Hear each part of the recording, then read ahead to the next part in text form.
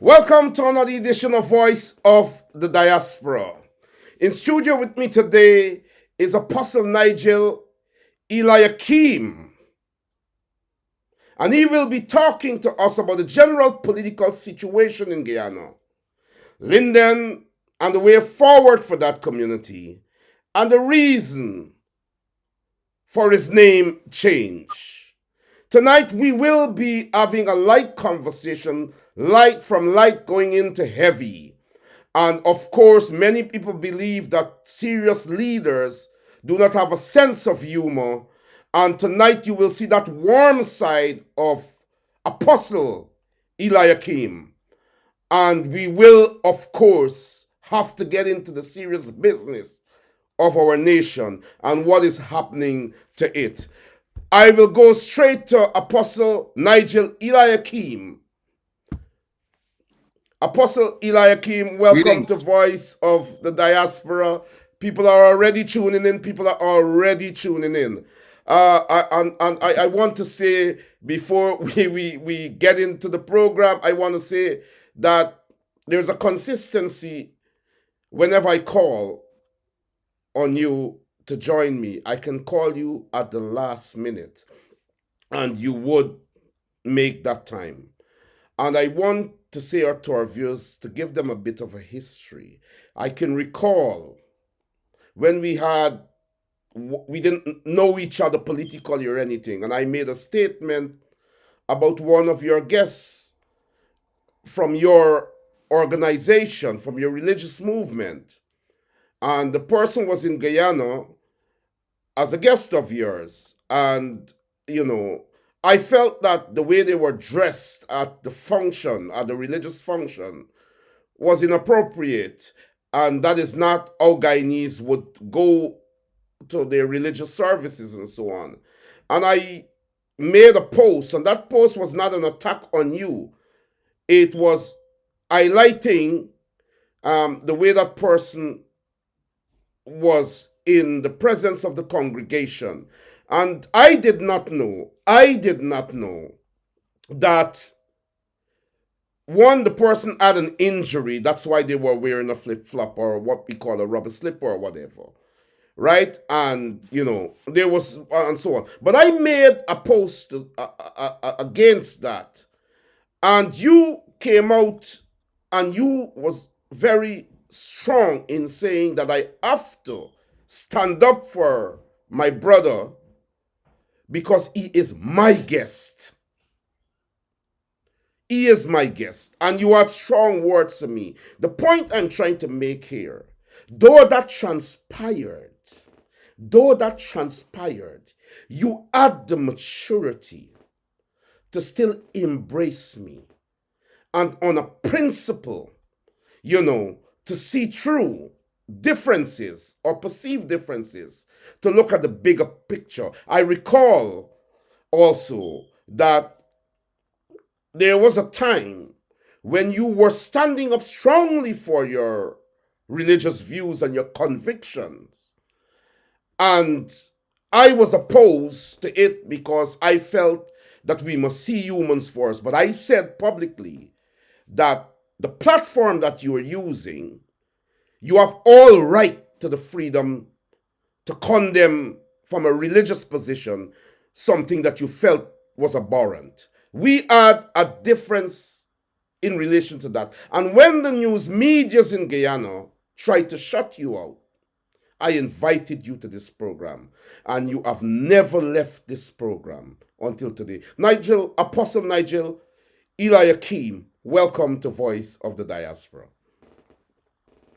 Thank you so much, my brother, and I'm certainly grateful for your ability to recollect so perfectly what some may consider to be history and records of the past that are not always, in their view, healthy. But to me, it's very healthy to show that two men can disagree, but yet Yes. when it comes to a cause, we can share and even be light about some of these things. Because principles don't cause you to become necessarily enemies with people so easily, if it's a principled person with whom you have an issue. So once we had and I take it that you understand, and based on what you're saying, you're a very principled man in that you understood the cause which I stood in every Yes. instance. Yes. What I also appreciate was the fact that you were willing to say how you felt publicly, and that is a treasure to behold in this society of ours, where you express how you feel. And I don't know why people have to always attack you or so often do so when they have the right to do the same thing. Precisely. So we share different views at that time. We may still even share different views now, but it doesn't mean that you have to be an adversary of mine. What I do know is that you've also come to a place, or you are at a place, where you clearly understand that there's a cause for which we all fight. And that cause is greater than any difference we may have in many instances. And for that, I'm certainly grateful that you understand it, I understand it, and there's a bigger picture for us to stand and look at, and that's the well being of Guyana. And I'm grateful that we share that sentiment. And I'm grateful that we're having this moment in history for the Guyanese world to see, and I want to say for the world to see, because Guyana is now an oil-rich country with so many people who are not Guyanese investing in that country. And I am absolutely sure that a lot of people are watching us and watching our politics and our sojourn to secure a bright future for Guyana. And so I want to always say on my program that the world is watching us, not only the Guyanese world. Apostle, I want to start out on a light note.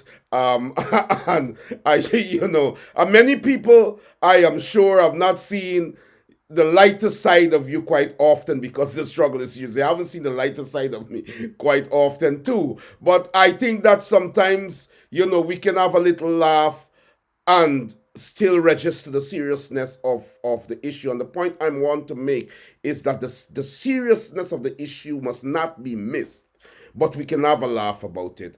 I want to begin by talking about the return to our to the names of our ancestors. And I want to start out by, on a lighter note, by saying, when I was growing up at Linden, Apostle, right? There was a guy, a religious guy from Georgetown, and we were embracing our Africanness Uh, and so on, Islam and all that with the African touch and so on. And so this guy came to Linden and he named a lot of us on the front line and everywhere. He named people. Of course, I didn't take any names, right? But he one of the persons he named, the person was named Ibubu Kobubu, right? And I recall, Apostle, that one day, I called the man by his real name, and the man said, "Brother, listen to me. My name is not that. That's my slave name. My name is Ibubu Kubu. Call me Brother Kububu, right?" But it so happened, Apostle, it so happened that a scholar from Ghana, original Ghanaian, had come down to Linden to, meet with, the people there and so on and thing. And the man was tasked with telling us the meaning of the names, right? So, you have Kwame and you have all those names, and he says Saturday and Friday and so on. And my original name, my birth name is Kwame. So I was named, my middle name, that's my middle name. I was named after Kwame Nkrumah, Kwame Nkrumah, the okay. Ghanaian Pan-Africanist and former president, I think. And so when the man started to decipher the names, and he started to translate the names, when he got to Ibubu Kububu, he went through the book he had and he looked and he said, Ibubu, septic. And then you had to go down, it's alphabetical order, right? And then you had to go down to find Kububu. And when he found it, he said, tank. So I said that because it's a true story. And when that story broke out, the man was very upset with all of us. I think he's still upset. So he said, Ibubu Kubu means septic tank. You have been an example in this struggle. You have been an example in the context of your sojourn. And when I say you have been an example, you have not said things that you haven't lived up to, and you are not doing anything that you are not willing to prove that you can lead by that example. Your name, your slave name, the name that was given to you by your parents is Nigel London. You have come from a nuclear family, a family that is exemplary. Your mom, your dad is a religious person. He has been working all his life in a great job. He's respected in the community. Your mom is a highly moral person. You have come, and that has rubbed off on you. Those positives have rubbed off on you. How did they feel when you decided to relinquish their names, their surname, and chose ELIAKIM? What a wonderful way to start, and I'm grateful that I didn't venture into the path of choosing Ibubu Kububu, because I would not have been able to live that down. But but in the interest of the viewers and their education, my father didn't give me the name London, neither did my mother. It was given to them by someone, and was given to somebody else, and way down the line, it didn't come from them. And so that is why, and I'll answer the latter part of your question first, that's why my parents have no issue with my bearing the name Eliakim, which means my God has raised up. Because they understand clearly that the history attached to the name London didn't come from them. I was fortunate enough to gain information from a man named Albert Straker. Straker used to teach at Multi, I think it is, and Mackenzie High. And Straker was a dear friend to the family of my fathers and others. And Straker would have, with their permission, of course, gone on a quest to find out about the London clan, as they call, and so on. And then Straker came and presented that information to us. I learned that at Rosignol, the father, I call him father, my grandfather, great-great-great-grandfather, the father, this African man, Hebrew, was brought to Rosignol, and he was sold to someone named London. He wasn't named London, he was sold. And because he was the property of an individual, a white man, the man said, now you have to carry this name, London, because you're my property. So wherever he would have gone, when he says his name is London, it means his owner is London. When I heard that, Norman, I became livid. Infused. I must have been, because I could not imagine that although I carried this name for so long, it didn't register to me that this is actually what's attached to this surname of mine. Now, it got worse when I saw how brazen the Caucasian Europeans, not all of them, but those who are guilty of it, are. When I studied the attitude of these people towards, like those in France, where the French Macron could say that he owns and know essentially so many territories in Africa, and these people don't have the right to stand up to defend what's rightfully theirs. Then I saw how our leaders in Guyana were licking the toes, essentially, of these Caucasian people, to the peril of us. I said that's enough. So this year, when emancipation was approaching, as I call it, emancipation, which really isn't emancipation, I said this is where it's going to end for me. Because there is no way that I could be comfortable bearing that history and walking around with it proudly. And my father, I'm so thankful that he's such a wise man that he never once even remotely objected to this decision, because I'm 49 years old.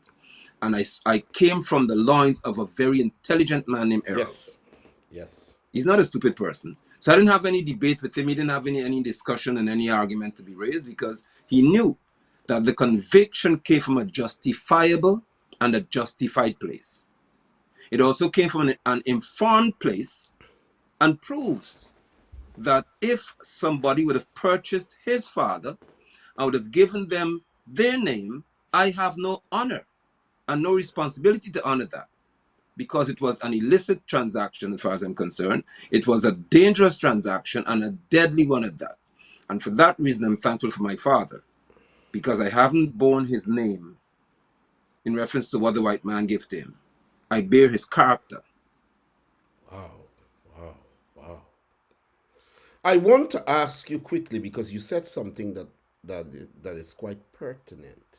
You said that emancipation, you made that decision around the so-called emancipation, but you said Yeah. also that it's not really emancipation. Would you care to elaborate on that? I do care to elaborate. I would love to elaborate on it, because we're walking around buying a lie, or receiving and being happy in some instances to propagate this lie. African descendants, and some of us are Hebrew descendants because they were all sold. They're not a free people. If you're free, if you are emancipated, the meaning in the dictionary speaks to there being no restrictions on you. Are we free of restrictions? How can you tell me that I'm free, but if I make a decision that you don't like, you're going to sanction and have embargoes levied against me? You're going to do all of these things because I must do what you want. How am I a free person if I'm not even free to travel? I'm not free to do business without your seeking to intervene in it. I'm not even free to have my own resources as an African man in this country, mined and processed to my benefit, without there being someone who seeks to intervene to say that they have got to have a hand in this situation. And so we're not truly free people if we are not free to make decisions about ourselves, and decisions that would speak to us being better than we were yesterday. There's a restriction as to how far you can go in Guyana and any other part of this where people of this melanated characteristic exist. They seek to always try their best to hold us down. We are not a free people. If even in sports, the predominant environment in sports, the skilled ones are the African descendants, but the owners as they call it, are the Caucasians. And they tell you that you are not free to do anything. You can't even ride a bicycle, a motorcycle if you're in the NFL. You're not free to ride a motorcycle because you're their property. And you do what they say. In the NBA, likewise, you can't say how you feel about certain matters because you dealt with. You are not free, and we are not free if you are not capable, if you're incapable of saying that this oil in Guyana is ours and we must have the best of it. And somebody doesn't say to you, well, watch your step because he'll have to get rid of you. Be careful of what you say. As Macron said, if you only interfere with French interests, which is Niger's uranium now, the people's uranium. He's saying if you interfere with French interests, we'll have a problem. And it's not his uranium. How can we be a free people? Not a free Certainly, people. So I don't cert. buy Go ahead. emancipation Sorry. garbage. Go ahead. Go ahead. Sorry, I don't buy the emancipation garbage, Norman. It is ridiculous to say the least. And then what even got me more provoked is when Irfan Ali tried to give some message about emancipation. I mean, Ali, I said it. Irfan Ali, Bharat Jagdeo, Nandlal, and these people can never speak for me reference emancipation. Not even in the least. They're the worst. I think it's all a front, Apostle, and you're absolutely correct. I don't want to. I didn't want to go there now because we are on the name thing, I know. but I have to make this point because we come off the name thing and we're going to go into into other issues. We are having a conversation, but the fact that you said about Irfan Ali, I observe, and I don't know. I will have to have Eric Phillips on this program very soon because I observed that Irfan Ali, as the installed president of Guyana, is trying to show Guyanese and the world that he is the fighter for reparation. He is the person that cares about Africans. The reality on the ground does not show it. And I think that it is just a strategy and a front, you understand, to hoodwink those who are ignorant and those who are watching us and so on. And so I'm glad that you raised that point. But before we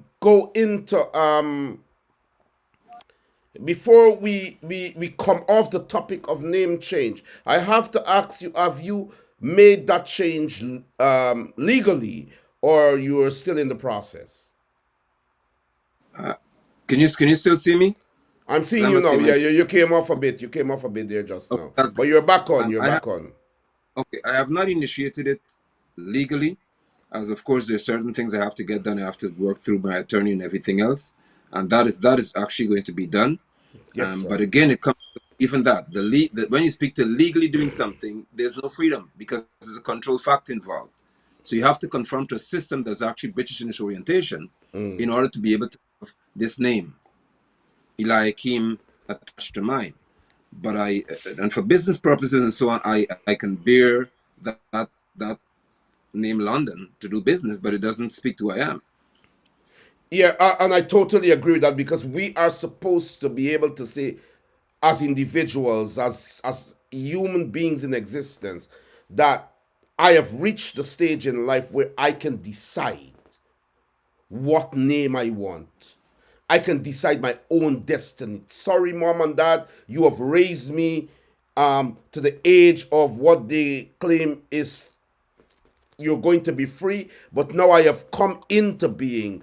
I can find my own self. But it, to me, it comes to the point in which if you have to go through an airport, if you have to do legal business, and you have to bear that name, it in my opinion, it seems as if you are still under the control of And the slave master.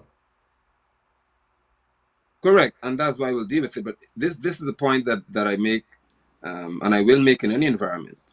In our world today, a man in certain parts of the world, I should say, certain parts of the world, a man can say, "Well, I'm a woman. I identify as a woman," and people, especially Canada and certain parts of the UK, oh, you respect it immediately, and the legal forces will do everything in their power for everybody to accept that. But if I, in the same environment, say, "Well, I'm no longer London, I'm like him," I have to go through 1 million channels. I know that the viewers get the point, and so do you. Yes. So what is even unconscionable is fought for, and the freedom of mind to say this is what I would be called becomes the responsibility of the state.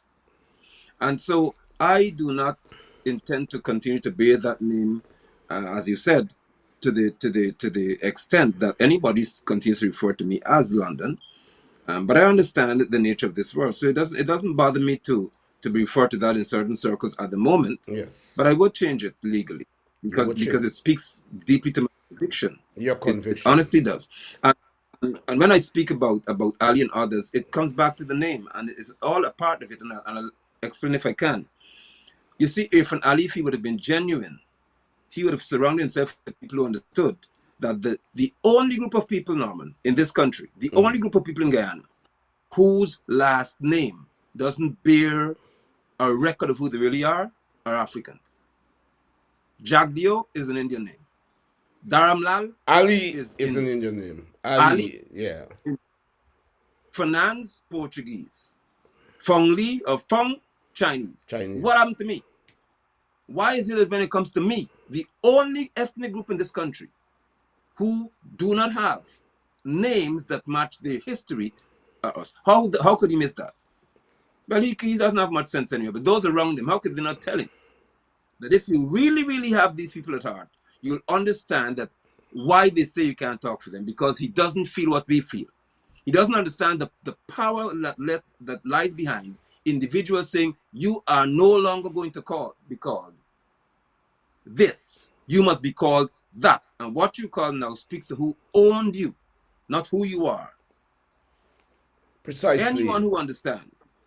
who understands the history of the African understands the value of us changing our name to who we really are. Precisely. Apostle Nigel Eliakim, and I will call you that for always. I feel a bit displaced on this I'm great. program. I feel a bit displaced on this program because I am in a shirt and tie, and But I have two questions before we come off this topic. Are you relinquishing the traditional dress of the oppressor, the tie and the shirt, and you will, as you are now, and I've seen most of your photos recently, um you are dressed differently. You have removed the choke and hold, as we say, and so I want to ask you if are you do you intend to relinquish even the form of dress of the oppressor No, and to because maintain the no, Norman, because this for me is what I call dressing up. When I wear my tie, my jacket, I'm dressing down because it doesn't mean that I cannot wear any. I can do dress however it is. okay. But when my presenting myself, and I do this consciously. For example, I had an event attendant. They said that the attire should be formal. I did, and I had to attend it recently, and my formal attire was this because they must Wow, respect that. wow, Formal for wow, me is not what you wow. call it; it's what I say it is. What This you is said. formal. So Wow, if you see me in a jacket and a tie going out, that's business. that's That's not business. formal for me. And I'm glad the viewers are hearing that a lot of people are tuning in. A lot of people are tuning in. There's a problem with my program where I think that Facebook and whatever's happening, when my show is live, people are not getting the notifications and so on. And if I take a snippet and Yeah, they post try to it, fix it's it. thousands and so on. But we don't mind. If we have a Yeah. hundred people, we're happy. But we have more than that. But Apostle, my final question on this on this topic. What is the meaning of Eliakim? ELIAKIM, El speaks to God, and Kim speaks to one being raised. So it's my God has raised. And it speaks to being elevated to a place beyond where you were before. And that came in reference to the realm of my knowledge, my understanding of who I am. And once I got a grip of who I really am, then nobody has control over me. Nobody can rule me, and nobody can own me. I'm not the property of the state of Guyana because I know who I am. And that even caused me to be a lot more, and this may surprise some people, far more courageous in how I deal with people, especially leadership in this country, because they will all, and I'm not talking to PUP, I'm talking to leadership in general. General. APNU, AFC, whoever you are, all of you will understand that there's someone in this nation, or more people in this nation, who've come to understand who we are. And we know who we are. And I was never one who was subjugated to anybody. So all of those who are receiving my tax-paying dollars to serve, they will serve. And I made an announcement the very first day that I sat in this same attire, this same outfit, to say to people that this is what's going to go down from now. It's a different game with me and y'all. And that is that I understand very clearly who I am, and that I am never ever described as Ali did, the son of a slave. I've never been the son of a slave. Never. And nobody described me as that. So don't issue any statement about me saying that we suffered a whole lot. Don't speak to where my discomfort began. Speak to where my honor has always been, Bien. which is Yes. from Israel through the what they call Africa, and here. I haven't lost honor. I haven't lost a sense of value.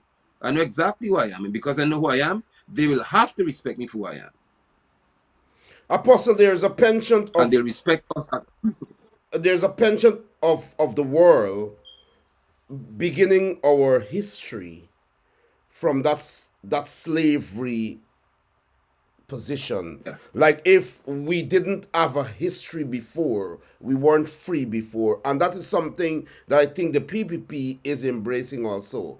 And to their own advantage. They would. We are not Mhm. God, Yeshua, Yahweh, Muhammad, or no Allah, Jehovah Jireh did not make a slave. That divine intervention made a man, someone made a slave. And we know who that is. And so when they define us by that, we know that that's not the beginning of our history. I'm very happy that we talked about your name change, as I want to put it. And now we are going to proceed. As we proceed, we're going to proceed into more serious things. Because you are a voice in Guyana, and a respected voice not only in Guyana, but across the diaspora. And tonight I wanted this program to be yours, in which you can talk about any and everything. You have the authority, Apostle Nigel, ELIAKIM, to talk about everything. I want to go to this next question. Sure. Banks DIH Limited recorded 7.5 billion in profit in 2022. We see the staggering amount of road accidents that lead to fatalities. And we are told that almost 90 something percent of what is happening there has alcohol involved. People have been consuming alcohol. There seems to this program that there isn't any real interest or effort in the government, the police, and other responsible institutions finding a way to ensure that this situation, this atrocity, is alleviated. We also saw in the midst of all of this and a scandal, in the midst of all of this, a scandal of a leader that is supposed to be exemplary in pushing back the excesses of a government that is allowing, and not only allowing, that is promoting the lawlessness that result in these atrocities. In this particular sort of atrocity, I call it an atrocity because the deaths are every day, literally every day. There is a scandal in which the leader of the opposition, who was elected to push back the excesses and to hold this government accountable, is now seen by the Guyanese world and is now condemned and accused of being an alcoholic and, not doing anything tangible to push back those excesses. How do you respond? And you have time to respond to all of this. Well, thank you. And I do not see Norton requiring alcohol to be what he is. He's just a weak person. Whether alcoholic behaviors lend itself to him exhibiting his weakness on a larger scale, that's a different story. But he's just, in my view, a very, very weak individual. And the reason I'm saying that is because he met with Sarah Ann Lynch, I can recall, and he was never the same person. He was never as vocal and courageous. He didn't call Jagdio a demon anymore after that. He was very, very cautious and careful about how he dealt with many situations. Remember, he said Claudette has to go. I remember all these things, and she should have been gone to jail as far as I was concerned. And now he went into local government election with the same person. The same one who he said has to go because she's dishonest and everything else. He went into an LGE with the same individual because he was made to do these things. And if there's a scandal, I really don't pay much attention to those because I'm embroiled in so many myself that I don't give credit to many of those things. I look at what the individual has presented to me. And Aubrey Norton, I spoke about certain matters with him. He doesn't dress as if he's a leader. And this is important for people to understand. He's the third most powerful political figure in this country. You've got Ali, on record, that is, in reference to what the Constitution speaks to. We've got Mark Phillips and Aubrey Norton. Norton is the official leader of the opposition. And it seems if you don't have an opposition, based on how he behaves. And people think that this is always some personal attack that's being leveled against. I don't want to know him personally.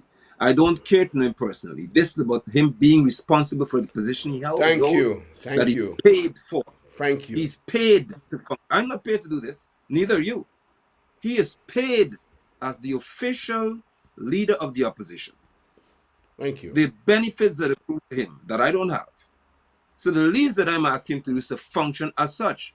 And speaking to the matter of road accidents and these things, it is prophetic because I did say it would have happened, and I declare to this nation is public knowledge that this will happen to Guyana because Guyana is a wicked country. There's no nice way to put it. And it speaks to leadership. They are wicked people. And here's the problem. There are many in this country, even Linden, who are calling what is evil good Good. and what is good evil. When you speak for what is right, they say you bad. You become their enemy. If I say that they should govern properly, we become an enemy of people. And once you begin to call good evil and evil good, destruction is the only experience you'll have is destruction and demise. Because it is wicked of these individuals. You can't, preachers as well, imams and pandits. Look at Dharam Lal. How could you have so many silent people in this country when that girl was calling out for justice? Justice. Look at Ali Haq, Shalimar Ali Haq, who the other day said that the police said that she granted somebody station bail. I mean, what kind of asininity is this? When have you ever heard the director of public prosecution instructing a police station has to give him somebody station bail? She's not a magistrate. And these things get me so upset, Norman, because there are people who look at this and weren't speaking. And Yahweh himself made me speak to this nation in September of last year at Rosh Hashanah and said to them, you will see deaths in the road, even your children are going to suffer because you are watching this and you don't want to cry for justice. It is happening. And now there's a political side to this where leaders should still make decisions as to what they're going to do. They can't make decisions because what they're doing is, depending on who you are, you're free to do certain things. The ministers, and I'll speak to this, nobody could tell me in this country that anyone who's called a minister needs to have police vehicle leading them to anywhere at high speed. Who are you? You're a servant of the people. And if you're a servant of the people, why you must have 3, 4 police vehicles escorting you at high speeds on roadways that are terrible. You see how the police start and how they start crashing now? Because I told them it's going to happen. Yes. You believe that the small man must pull in the grass corner so you could blaze along the road. And now you'll start running off the same road and crashing because you are wicked. You don't respect the ordinary Guyanese. No minister needs to have any major elaborate vehicle driving around the place. You are a minister. You serve us. Apostle, it has become so bad that even the government's pathologist is now hospitalized as a result of See that? road accident. And this is seen. You have prophesied on a number of things. Not only this that came true, and people tell me that most of the things you have prophesied, including David Granger's demise and a number of other things, they have called me and they've said that the apostle was accurate. And so there is that kind of, no, I mean it, and there is that kind of interest and respect when it comes to you. I mean, you're very humble, so you may not, sometimes people don't feel what others are seeing in them and what confidence is being reposed, and because Guyanese people are a different set of people. They don't just come out and say to you personally. They're very funny. That's true. But when you hear the conversations outside and otherwise, but I want to I want to go to this other question. I didn't know if you were finished with this aspect in terms of, I didn't know if I caught you, if you wanted to say something as I allow you, but I do. Go ahead. Sorry, it speaks to governance. Yes. And that's why I speak to the opposition here again. There's a simple solution to this in this country. Number one, if in Parliament a law is passed where there are no points attached to your driver's license being in your hand, if you drive recklessly, you lose those points. In some instances, you lose all. If you therefore caught driving on a suspended license, you are immediately subjected to prison term, 3+ years. I promise you that the road usage will be different. Secondly, the state of the roads must also be brought into account. The Soesdijk-Linden Highway is a death trap, especially if it rains. It is dangerous. For decades, they have not put light on this highway. Granger lied during election campaign, or people lied for him, saying that they put lights on the highway, and for 45 miles, there's only 2 miles of light at both ends. I don't know how to become light in the highway. And that's how much disdain these people have for the small man, and how much insult our intelligence. And I called it out then because I said, this is not about election, this is about truth. I drive this highway 3, 4, sometimes 5 times a week. My life is at stake here. The highway now is being used, Norman, to shuttle or to transport aggregate like stone and sand from through Linden. Wow. They come across the bridge, they pass through Kasarina Drive, come around and go on the highway. The highway is got 10 times worse because these sand trucks, I saw one pass me today, it carries about 60 tons of stone going up the highway. So they're destroying our roads, and they don't live here. They're from the East Coast and all the places, and they're passing through Linden, destroying our roads and leaving nothing behind but danger. We have to address this from a community standpoint as well, and I call on the mayor and the regional chairman and others to stand and say, listen, if you're going to use Kasarina Drive, you'll fix it, or no truck will pass you. But of course, I don't expect them to be that strong. I hope they will become that strong. Thank you very much, Dr. Apostle. Lauret Strode said, a very popular Guyanese and a religious person, has said, good evening to Apostle. Lauret, yeah, I think Lauret is a Christian, religious leader, and he's saying good night to you. I know a lot of religious leaders, Christian religious leaders in Guyana, don't want anything to do with you. And so when independent minds like Lauret can say good night, and I have to bring Lauret on this program very soon because he has a lot to say, and I watch his work, and I know that he is immensely popular. But let me go to let us continue. Apostle London, the death of protests in Guyana. The death of protests in Guyana. And I want to say this before I allow you to deal with this, to respond to this question of the death of protests in Guyana. The people have called me from the United States of America. I've spoken to people in London. I socialize, I go out, and people will say to me, me like you and Burke and Ben Shop, because I don't say nothing good but the PPP, but I like Nigel London because Nigel London different. You don't say nothing good but the PPP, but Nigel London is a fighter, and and people thought, and I take these things in good stride. And this is not a joke. And people recognize you and so on. And they say it to me as I think they would say to Burke and so on, because you are recognized as a Guyanese leader and an activist and a fighter for the freedom of Guyanese. So I would rather suspect that when people are in conversation, certain names would be called. And I want to say that yours in London and in the US, your name is being called. Nigel, ELIAKIM, and I will not call you London ever on this program because I respect the decision, and I'm serious about that. The death of protest actions in Guyana. We have seen in recent times that yourself and Simona Brooms would have stood out for the world to see, the Guyanese world to see, that protest action or protest actions are relevant. Yourself and Simona Brooms and others would have led protest actions against Darmalal and other issues in Guyana that were significant. Those actions were significant. We have an opposition that, in the sight of many Guyanese, abhors protest action. How important is protest action to push back hegemony at this juncture?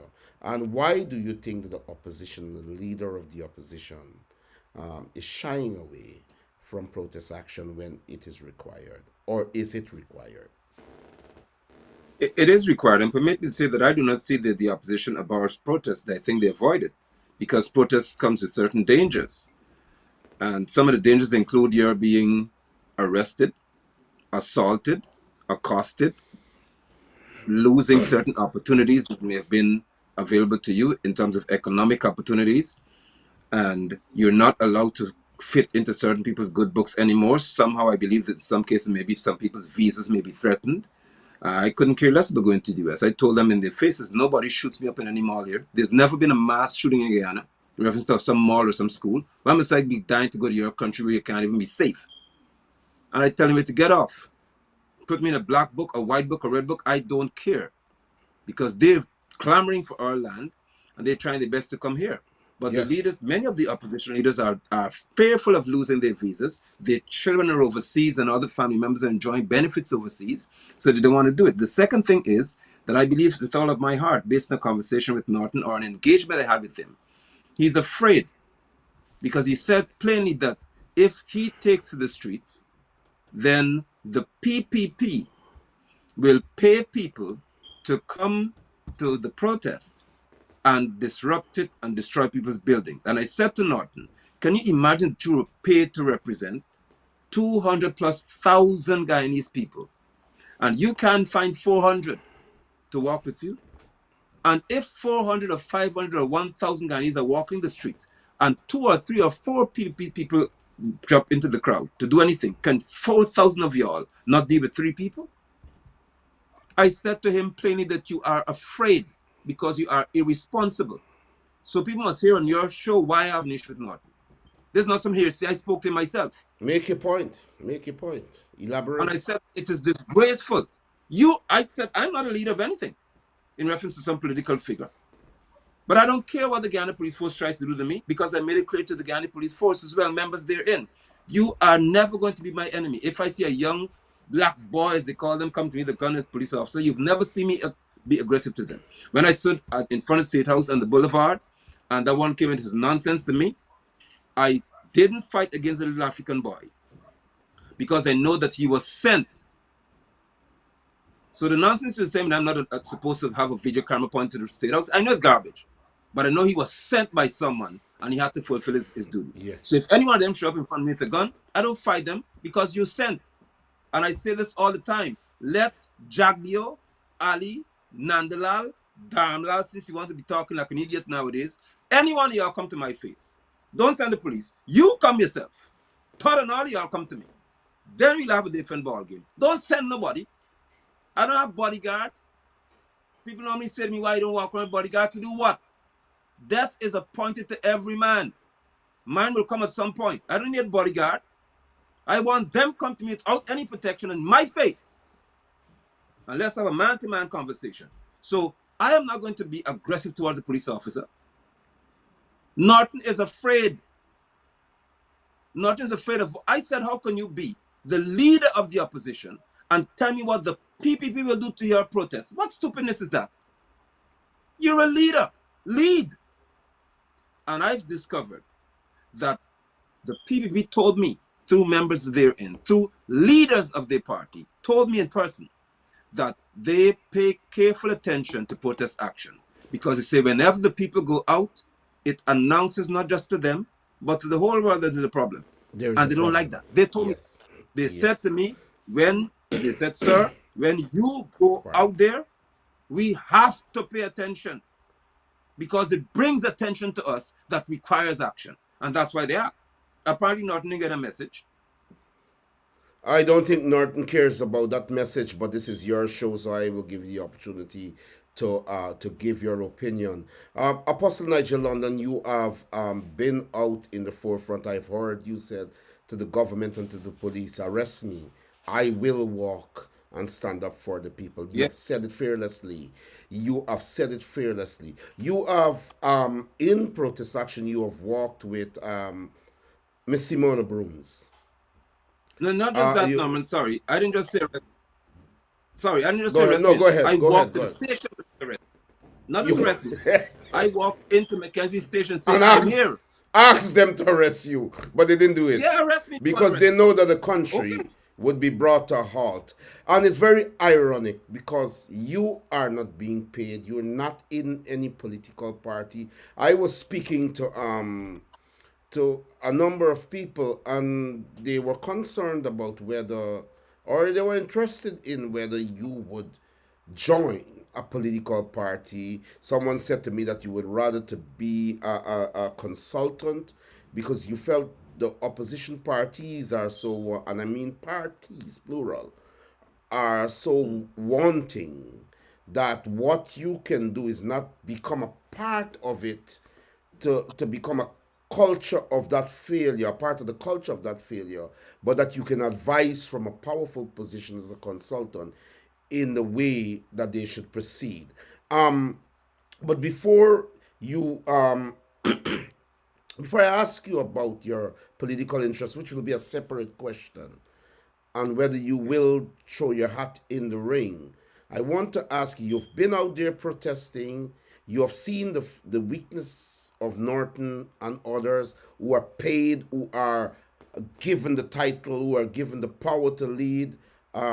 Norton would have got into the opposition, the leadership of the opposition, based on the perception that Joseph Harmon was a paper leader, Right. writing letters. They called him a postman. And we are seeing Yeah. today that Norton appears to be worse. Scandal after scandal and so on. We have never had a scandal of Joseph Harmon drunk, very, very drunk at different functions. This is happening Correct. today. But we're going to talk about that. But the question I want to ask you, you have been out there standing strong in protest. You have stood with Simona Brooms. Yes. I want to call her the Honorable Simona Brooms. You have stood with her. I want you to objectively, I'm not asking you to to say anything, I'm asking to speak objectively of your thoughts of her in the struggle. I thank you for asking. And I've said this on many a platform. Simona Brooms is, in my view, one of the few honorable political figures, as they were called, because she stood for something. And outside of an appointed office, she still stands for something. She stood stronger than all of the elected officials combined in Wow. this country. Wow. And for that reason, I am prepared under any circumstance, as long as she continues to stand in that regard, to work with the likes of Simona Brooms, because she shows me that she has courage and she's genuine in what she stands for. Those who stand because they see us out there, then they have to respond to us being out there. You can't lead me. If I have to go to protest first, then you come after me to join the protest, it means I'm leading you. So you can't lead me. If when I'm out there, then opposition members come to join me, I'm leading them. Obviously, because they came after. But Simona Brooms stands flat-footed as a female and says, this is what I stand for. And she stands in the face of any and all for what she's convinced about. And that's the kind of person that I would be more than delighted to stand in any battle with, because she's prepared to stand. And that's as much as I can say about her in such little time, because I interact with her as often as I possibly can, since I admire the strength she possesses. And I know that she's not someone who would be easily swayed to cower Wow. Wow. because of something. That's a strong woman. Apostle Nigel London, I had a brief conversation with Simona Brooms a week ago, and our sentiments about you is the exact similarity in a male version. A brief conversation, a very brief conversation. And our exact sentiments, echoed what you just said, and I'm absolutely sure that yourself and Simona did not discuss this. No. I mean it. And I want to say this. I knew that there are spirits in Guyana that regardless of the domination and the oppression, there are spirits still dancing on the landscape that leads to the sojourn on the road to freedom. I want to say it on this program, and lots of people are watching now. I want to say it on this program. You are one of them. Apostle, we're wrapping up now. We're heading to the hour mark, but you have the opportunity. You'll have your closing remarks after I ask you two more questions and so on. You have enough time to say there's no rush. Linden, want to go to Linden quickly. You are a Lindener. I mean, I remember as a schoolboy, I had liked a girl named Trisha Graves, and he said I used to go up where we call the quarters where you guys live. Right, right, right. Yeah, yeah, I'm from Multi. You guys were from Mackenzie High School. Or dad had come to Linden as a Yeah. police commander or something. And the Yes. girl was so Yes. nice. We met at school sports and thing, And and so I used to try to come up there. And I remember seeing you, Paco, all of y'all. Y'all used to play football somewhere. I don't know if it's in Nikedak or in Phase rest. Face Russ. Big Football football, field. big ball. You remember Paco and all them Correct. guys, right? And I was there, but I was a very quiet young. But I didn't go there for football because I'm not a sportsman. I went there for Trisha. But of course, Bruce Butcher and those guys were more, You can. the competition. The competition was great, and Bruce is still my friend, and there were so many. But it's so beautiful, those memories. I watched you play football there. I remember well. I watch you, and I know that Yes. you are into to great exercise. You are a rider now. You are, you're into these things. You know, Linden. I said that because I want to form the foundation for this discussion, where Okay. many of us, regardless of whether we came from the big shot area that they called it, or we came from Kansas City or Half Mile, or we had the Wismore or Mackenzie rivalry, we lived at a certain standard. We lived at a certain standard. It appears to me that those standards have been severely eroded. Now, and as time progresses, it continues. It will continue, sorry. Um, Apostle, there are things that as the host of this program and as a political activist, that I'm hearing. And you are a voice. You can choose to answer or you can say, I don't know. But there are things that people are confronting me with. I am not on the ground there, but I know that there are voices on the ground there that will not compromise. People are saying that there are problems in the new council. I've been told today that the deputy mayor doesn't even have an office. Someone went there to see him today, and that the person that spoke with him, who is perhaps the mayor's secretary or whatever, said he doesn't have an office here. You can try to get him on his number or whatever. They've done it. That was made clear that he doesn't have an office there.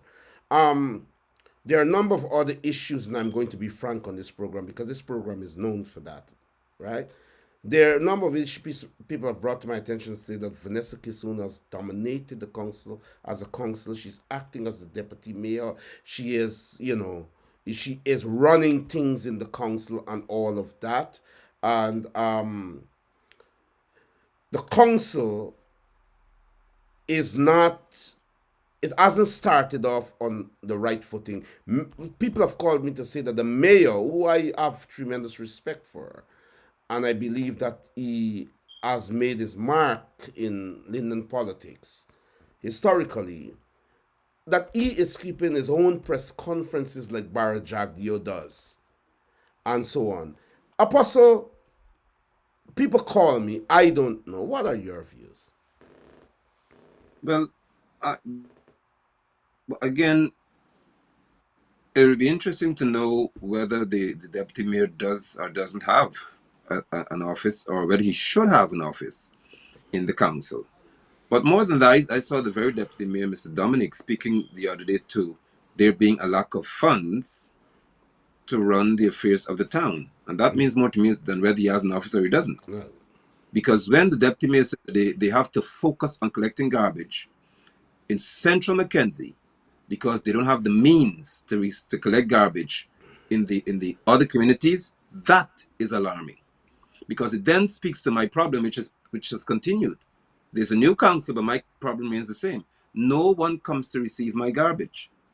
And it seems that there's some arrangement to promote garbage collection business in Linden, where people will make money because the council is not funded in a manner that causes it to receive or collect garbage. Now, why should I be paying rates and taxes and not have the services rendered to me?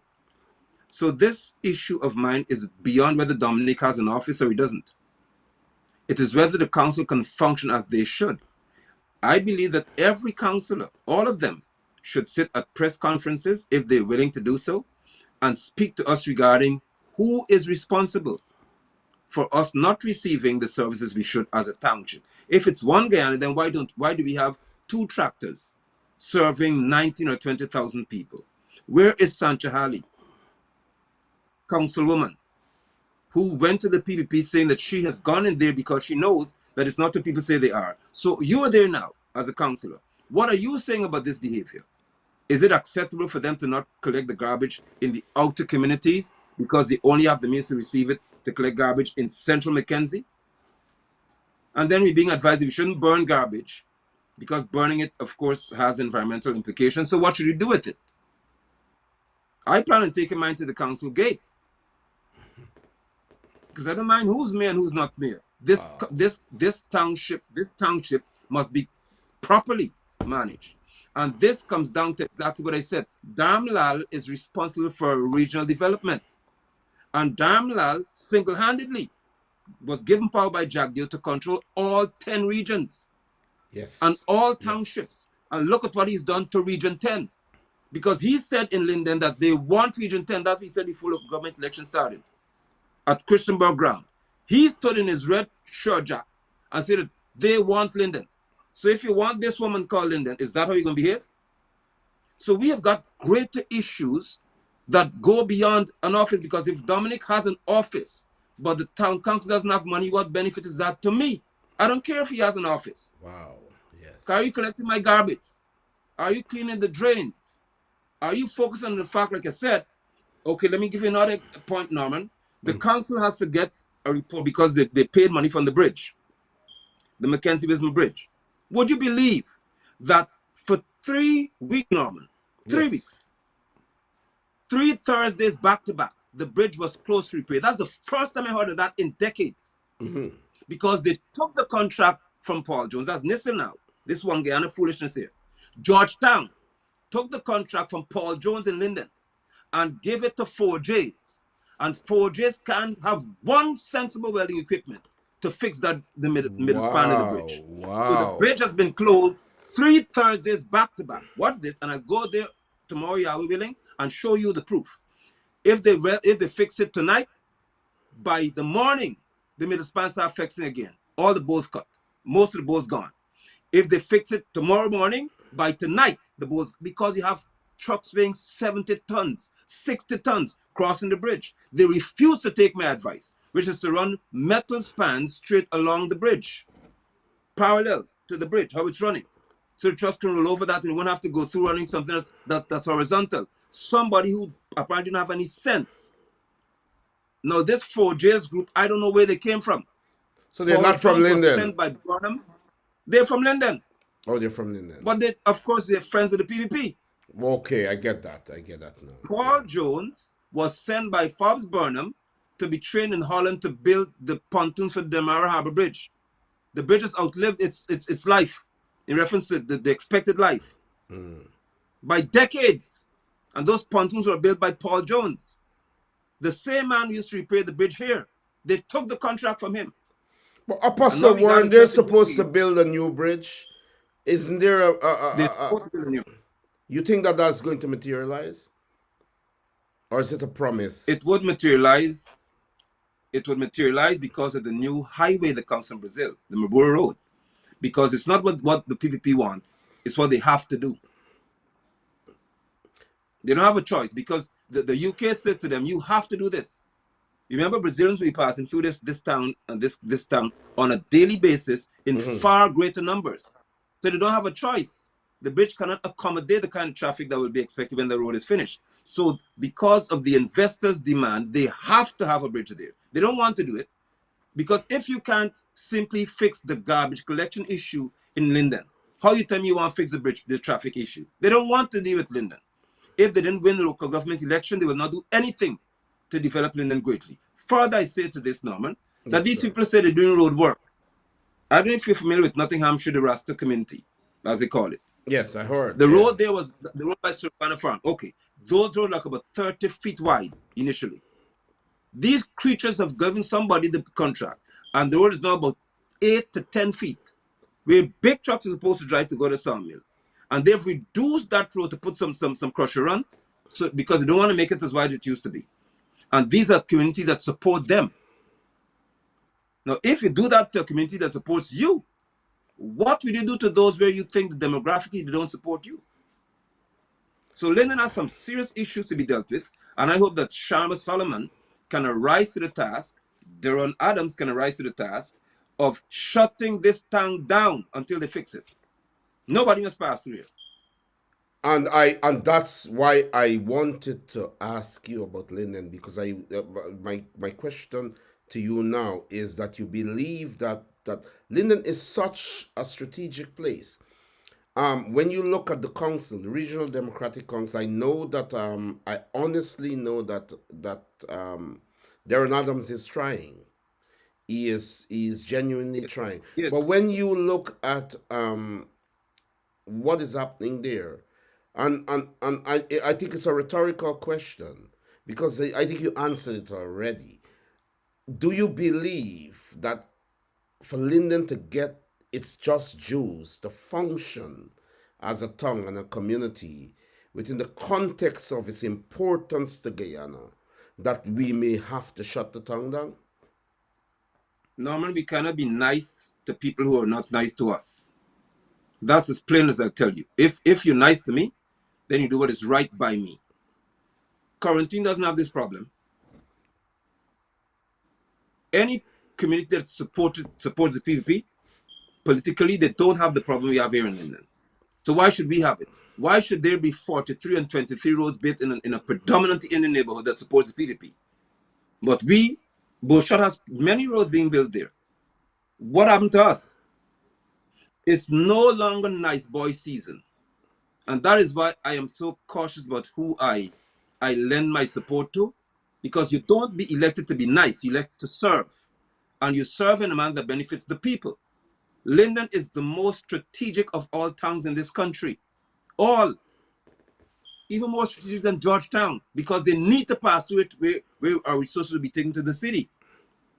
So if they're not treating this town right, and if they're going to destroy, for example, the main road, Edgel said that roads that lead to schools, churches, and so on are priority. The road that the trucks are destroying now, Norman, lead to Selwyn Sills Church and lead to Otukade Primary School. It leads to Otukade guest house where they go to sleep. You mean to tell me that Edgel could sit back and watch that road be destroyed and Lindeners will do nothing about it? My point is, you're not going to use my road if you can destroy it. So somebody has to have the chutzpah to arise and say that we are not here to be nice. Now, I don't intend to be violent and all the rest of it, but I don't intend to be agreeable with people who disrespect me. And if Exactly. Linden is going to be as important as it is, you are going to do what is right, or you're not passing through this town. It's that simple for me. Apostle Nigel London here. Apostle Nigel Eliakim here. And I want to say this quickly. I have received calls where people said to me that the new mayor, Sharma Solomon, who has been a revolutionary fight in the past, that they were told that us a Muslim, he has to engage his Muslim brother Irfan Ali, and that they don't expect to see any fight against the hegemony of the PPP at Linden. Tonight, you are saying the things that the mayor of Linden, who has a history, or who had a history, on a singular occasion, significant as it is, of pushing back hegemony, that people are saying today to this program, and I have the evidence, that the mayor has uttered that President Irfan Ali is his Muslim brother. Mm-hmm. Is his Muslim. I am saying it on this program because this is what this program is about. People have called me, and these are not people who are against the opposition or our struggle. Right? And so when you speak tonight, it says to me that the hope outside of the firmament of those who are elected to lead, that hope is in leaders like yourself. Apostle Nigel London, we are going to wrap up, but I have to ask you this question, and I want your response. You have you have you have. Let me tell me sometime my H and my A. I don't care really. I I really don't understand what care, you're saying. but you have, right? You have demonstrated that your physical, your person, your life, and you have a family belongs to Yahweh. You have Yes. demonstrated that you are prepared to die tomorrow for the liberation of the Guyanese people, for the freedom of the Guyanese people. You have demonstrated on this, and we have spoke about it, that you decided to change your illustrious name, come from a great family, big shot quarters, everything. You decided to do that, right? I'm gonna be talking because I want the world to hear, because I don't, this program is different. You have demonstrated that. And my question to you, and I want you to speak to it for a moment. My question to you is why? Why? And why do you believe that the leaders at Linden, as the leaders in Guyana, in the opposition, are not doing that? And the other question, before you give your closing remarks, so this is two questions, and then we're going to stop now. The other question is, if you're called upon by the people of this country, 200 and something thousand people, to join the political movement formally, to bring about regime change, that the Americans must not tell us they will help us to do it. That no one must say to us that I want this point to come across. I would never, Apostle Nigel ELIAKIM, I would never agree to the Nigel Hughes and others who may give the impression that we have to depend on the US to bring regime change. And we Never. have to depend on the US to decide who our leader is that will go into an election to bring down the regime. I will never agree to it. And I'm saying this, that any elections in 2025, we will win it with the poor and the rejected that are fed up once they can find the leaders that they see every day that would die for them. And you are one of them. Simona Brooms is one of them. And I say to the US, and I say to Britain, and I say to all of the activists and those people in the diaspora that saying that we have to depend on the US to craft this. We, the people, will craft our own destiny because we are not for sale. Apostle Nigel London, those two questions that I've asked you, if you can recall them, speak to them, and then we go to your closing remarks. Thank you. If I can recall them, you spoke to why am I in this position, or why do I have this posture of mind that says I'm prepared to Die. essentially die for that even. It has a lot to do with the saints of Yahweh. I've seen saints who Keep would speaking, have yeah. endured Go ahead. who would have endured quite a bit at the hand of this political, I don't want to call them giants. Go ahead, That's Apostle. fine, giants. But I've seen people suffer extensively, even saints. And because I have seen the plight, the pain, the torture to some extent of what saints have to go through, it is my responsibility to represent them in every aspect of life, every facet of life. I've seen real Guyanese who are less fortunate. They call the small man, who don't have much, who being treated as if you are insignificant, as if you do not even matter to these people. When I look at what befalls those individuals, and most importantly, when I see what is being done to our children, even in this hot, this humid, I call it now an oven. Elected officials have our children in schools made of concrete with no air conditioning system in place, and our children must be there all day. If you don't know, the sun is at its peak from 10 a.m. through 2 p.m. Our children are at school during these times, and these dog-minded individuals have no care and no heart. When I consider these things, it makes me realize that I must be prepared to stand at all cost to defend the integrity of our children, the integrity of our people, and the sanctity of the saints. And that is what has me in this position, because I understand my responsibility. I'm clear on my responsibility. When I also think about the fact that people are yearning for responsible and genuine individuals to represent them.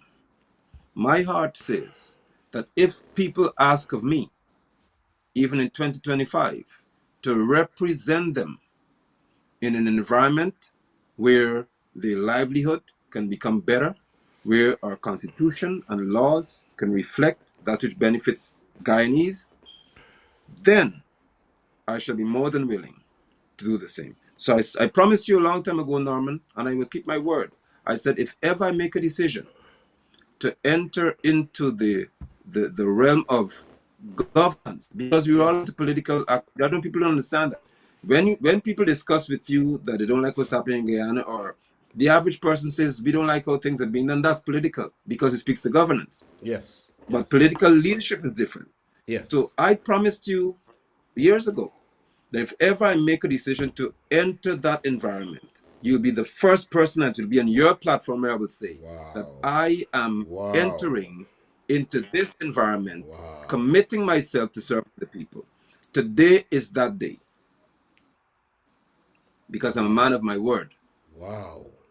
I am affording and availing myself to the service of the Guyanese people, so that these two, not just one, these two people who believe they own us and they could do what they want to us, for example, with $214 million being flagged to say, ExxonMobil, you can't account to us for this. And Orby Norton and the AFC cannot take to the streets and shut the whole of Georgetown down. Because Jagdeo cannot tell me that $214 million could be reduced to $3 million. So somebody in Vikram Bharat's ministry removed $211 million US just like that. And things are normal. I am announcing today on your program, it's not normal for me. I shall, Yahweh willing, in 2025, be one of those who are contesting or who is offering my services to the people of Guyana to serve you in any capacity that you choose. This is breaking news, but what political party would you choose?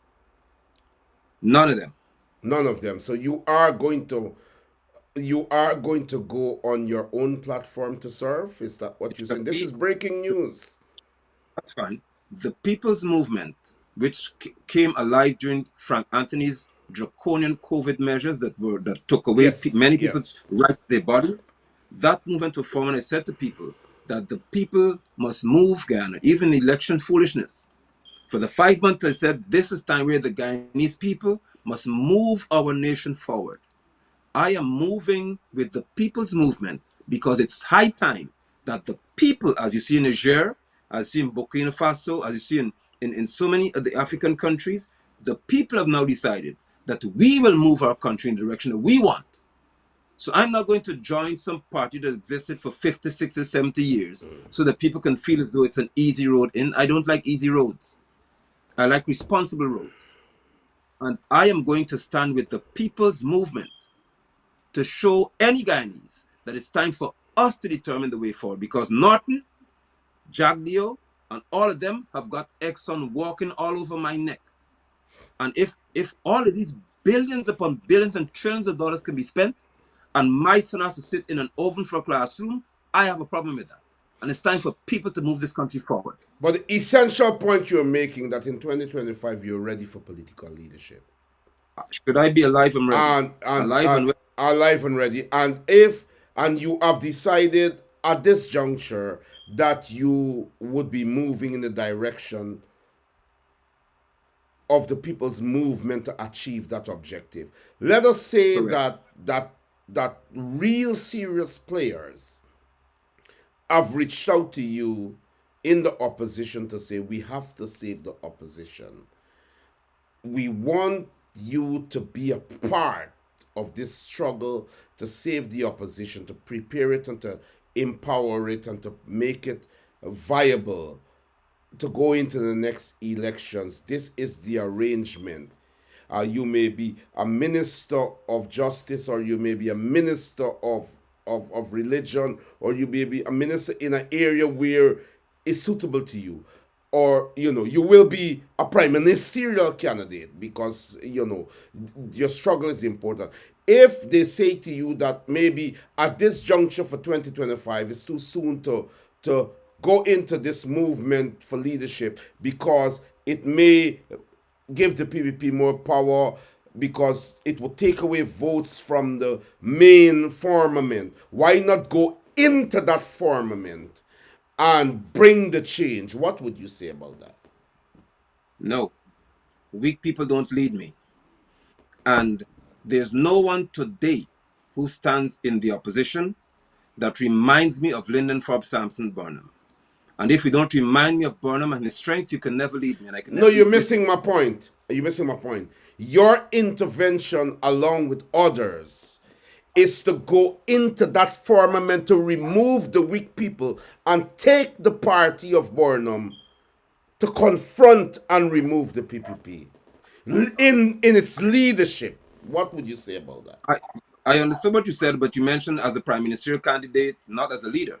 And even in that respect, the people's movement must not be born and then die or become subservient because the founder of that movement wants to go to some already established political grouping that has 200 plus thousand supporters, so it can be an easy have access to parliament or anything like that. Guyanese must respect the fact that we want a different Guyana, not a PNC Guyana, not a PVP Guyana. We want a different Guyana, a Guyana in which someone who's not going to ride the coattail of the PNC to function.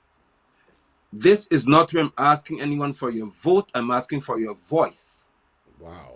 Those two political groups ask you for vote and take away your voice. I'm asking you for your voice. That's what the people's movement is about, where the people's voices must be heard. And it creates a different Guyana. The people must decide, not the PNC, not the PVP. The people of this country must decide But that we must look different. are you saying that you would, before I ask the question and before you continue, Jaiwan Bondary just made a comment. He says, I am betting my last dollar that Nigel London would gather more votes than the AFC. And I would rather Shall suspect. I would rather suspect that so many people are tuning in. I don't even want to close the program, but we have to close. But hold on. Apostle, so are you, and I put the comment up on the screen. Because so many people are commenting. I think, people are tuning in more now.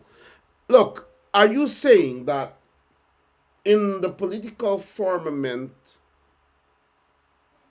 as it is now, that you would rather to go with the people's movement than and to get a seat, but the PPP wins the next elections as an oppressor, than to join the traditional movement in which you could be a leader to oust the weaklings, as you call them, to ooze them out of there and to be a part of that leadership collectively to confront the PPP and remove them. Is that what you're saying? That you no. would go? Mm, Let me make this clear to you and to all who are viewing here. My desire is not for leadership; it's for service. And yes, sir. and that's the issue we have in this country. The issue we have is that Norton wants to lead; he doesn't want to serve. If he wants to serve, he'd be in the street now saying that how can you. Norton wants to drink. I don't know what you're talking about, lead. Well, Norton okay. wants to Well, he drink, needs to be and I served gotta with the say it on drink this then. program. Yeah, he Right. needs to be served with it. I'm glad we. If Thank if you, if Apostle. Thank you. Go ahead. if my heart is to lead, then I'm going to go where it's easiest to do so. If my heart is to serve, then I'm going to serve even if it's not easy to do so. And my responsibility is to serve the people of this country, not to lead in some political grouping. And so, if those in PNC say they don't like the environment, the people's movement is available for you to come. Why you can't come here? Why must I go there? Why would it not be a greater thing for 200,000 people to walk away from that which hasn't served them and come to that which they can serve and rule in, rather than say, let's take this one man and put him in our group with a bad record at this moment, just so that we can say, okay, then we still have this face, but we have another person who pops up here and he's now PNC. I'm not going to do that because the struggle for Guyana must not be an easy one. The fight for this country must be an easy one. They must know that the people stood because they had enough of these two time wasters.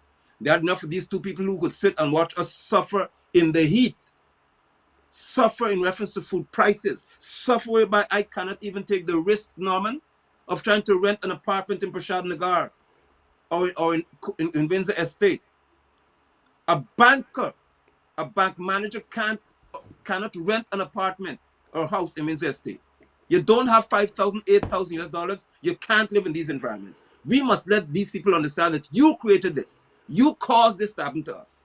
You caused us to see land being sold in Guyana for 800 and also to the tune of 1 billion Guyana dollars. You caused that for 1 acre of land. And if you cause it, I'm not going to jump and support you because you name PNC or you name PVP or APNU. We want a different Guyana. So and to reinforce the answer to your question, my desire is not to lead, it is to serve. Is to serve. And I hear that Apostle Nigel Eliakim here on Voice of the That's all right. Diaspora. No, no, but I have to be consistent. Apostle Nigel Eliakim here on Voice of the Diaspora. And it has been such a great program that we can go on. Apostle, so many people are tuning in. So many comments are coming in now. I am so surprised. So many comments are coming in now. But we have to have an end time, 1 hour 28 Yeah. minutes Um, into the program. I will I will bring you back on because I want to pick your mind about this last point in terms of whether you would join the establishment as the leading movement, which you can be a part of the leadership, or whether you are going to go with the people's movement and bring 200,000 people there. And I want us to have an exclusive program to discuss that. And of course, I know that we will talk about that in depth. It will be an entire program. Yoshev is a young activist that has emerged on the scene. Yoshev. He said to say Yoshev, not Yoshev. That has right. emerged. I got to get it right, right? has emerged on the scene with the fire and the fury and the brilliance and the rawness and I can't find adjectives to describe, but he has become a voice overnight. He has become a voice overnight. He is someone I believe that between now and the next elections that could inspire so many Guyanese from the grassroots and otherwise in the diaspora because he is real. He has conviction. He speaks out. He's not putting anything on. When you look at that young man, what are your thoughts? I see a young man who would have been certainly inspired and encouraged based on the stance that he would have seen strong men take. And I'm grateful that he's able to stand and speak, as I encourage our Guyanese to do. Speak to that which bothers you, speak to that which concerns you, because it is your right, according to the Constitution, to speak as a Guyanese freely. And that young man has taken that role. He speaks freely to that which has come to be concerning to him in our society. And I do encourage him to continue to stand to speak for that which he believes in. Of course, responsibly doing it and doing it in the best interest of the whole, which is the people of this country. And so I do expect great things from him, should he be guided and mentored properly and maintain the posture that says that he's speaking to that which concerns him as an independent thinker. And if we can find more independent thinkers in this country, we shall have a different Guyana. I discourage no young man from expressing himself, or no female from expressing herself in reference to how they feel about that which is occurring in our society. We don't have to be in agreement. We must understand that we are independent thinkers, but we can unite for a good cause that benefits all of us. Thank you very much, Apostle. We're going to go to your closing remarks, but I have to make this comment. You have been very humble in that response, but I want the world to know that your chef said to me that you are his spiritual leader and that the Yeah. inspiration came from you. This program is raw. I have to speak the truth. He said that to me, and I said, wow. I'm When I saw the power of that young man, and that I said that to say this, not to big you up. I said that to say this to the Guyanese world, that you are a true leader that is inspiring people all across Guyana. Apostle Nigel London, your closing remarks. I close by thanking you for affording me the platform, the opportunity to speak, to share freely, without, I would say, restrictions, and that's what freedom really speaks to. Yes. I thank you for being one who is open to, although you're not here, having the interests of the nation at heart. And I do look forward to your serving genuinely in the interests of this nation. Continue to do well. To my Guyanese brothers and sisters at home and those of you spread across in the diaspora, please understand what I said today, that my responsibility is not to grab for leadership. But to It is serve. to stand for servanthood. The intention is to serve the people of this country. The intention is to ensure that Guyana rises from the pit of destruction and despair that we've experienced under especially this regime, but sadly, under the watch of a weakened opposition. It is time for the people of Guyana to say what we want and how this country shall be run. And this is the time when we shall surely declare that we will have a different Guyana. And And we that's what I look close forward to. and we close by this. You have changed your name, you have removed the slave name, and I strongly believe that you will be a leader, a spiritual leader that our people at Linden and all across Guyana, like UC Guyana in the 60s and 70s, that they will come to you to to say, Apostle, give us back our real names. I It's trust happening. that I It trust is happening. that you will not. You will not. I wouldn't do that one.